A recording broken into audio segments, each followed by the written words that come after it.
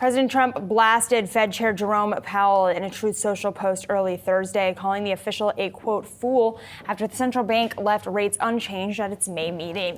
The president has been a vocal advocate of slashing interest rates in the lead up to Wednesday's decision, but Powell noted that the yet unknown impact of tariffs made it difficult for the Fed to act. The thing is, we don't know that. There's so much uncertainty about the scale, scope, timing, and persistence of the tariffs. In any case, it's not a situation where we can be preemptive because we actually don't know what the right response to the data will be until we see more data. Joining us now to discuss, Bill Adams, Comerica Bank's chief economist. Bill, great to speak with you. Wait and see was the phrase of the day, said 12 times on Fed Day. Does the Fed have as much wiggle room and time, in your view, as Powell thinks they do? Hi, Madison. I think the backward-looking data shows that the economy is in good shape, and so that would tell you that the Fed does have some room to watch to see if they can find out more about what the tariff policy will be and then what its effects will be. The forward-looking data kind of tells a different story. Consumer confidence has been coming down over the last few months, business confidence also softening. At the same time, those surveys are showing both fears of a softer economy, but also fears of higher inflation. And so that points to the job getting tougher for the Fed in the next couple of months. And so within the next couple of months, we will have the ending of that trade or the tariff pause. And that also brings to the mind and brings to question, how many of these deals does the Fed need to see come through in order for the talk around 100 basis points of cuts, 75 basis points of cuts, to diminish even further? To my mind, tariffs aren't really paused right now. Tariffs on Chinese imports are over 100%. Tariffs on imports from other countries are 10 percentage points higher than they were on January 19th. And so we're already seeing the impact of tariffs on U.S. imports with the surge in the first quarter and now a sharp drop off since mid-April.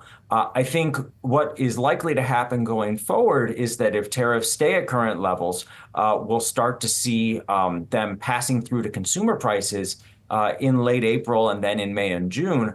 But with this announcement that we might see a trade deal with the UK, that might hint at what a more permanent level of tariffs could be against most trading partners, with the tariffs against China still a big wild card. So is it good news for the Federal Reserve if and when we have these trade deals?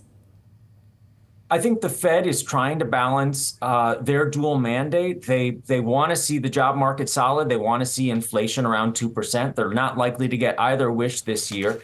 Even if there are trade deals with major trading partners, it does look like tariff rates are going to be higher after those deals than they were at the start of this year, and potentially substantially higher. And over time, that's going to translate into more inflation, and that's going to be a headwind to the labor market. And I don't think the Fed has tools to prevent that type of an outcome. They can really only balance the trade-off between those two. Are there non-federal funds rate moves that they could make with the balance sheet, even that would potentially satisfy some of the concerns or quell some of those concerns if we did see within their dual mandate there start to be some signs of a trend that employment is not going to be maximum and prices won't stabilize?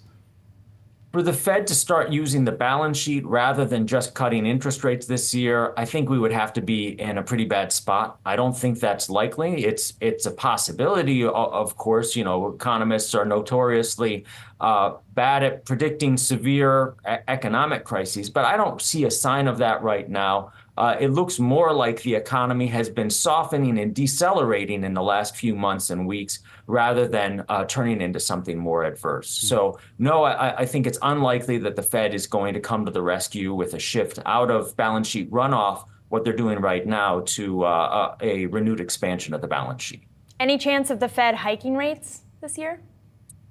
Never say never. I think the Fed doesn't want to hike rates. The Fed is concerned that the labor market is softening and doesn't see the job market as a sign, as a source of inflation pressures in the United States. But if we started to get into a situation where wage growth was accelerating because of inflation concerns, despite the unemployment rate rising in a softer economy, then I think the Fed might consider raising rates to control inflation expectations. Hope that doesn't happen. Don't think it's likely, but it is a possibility.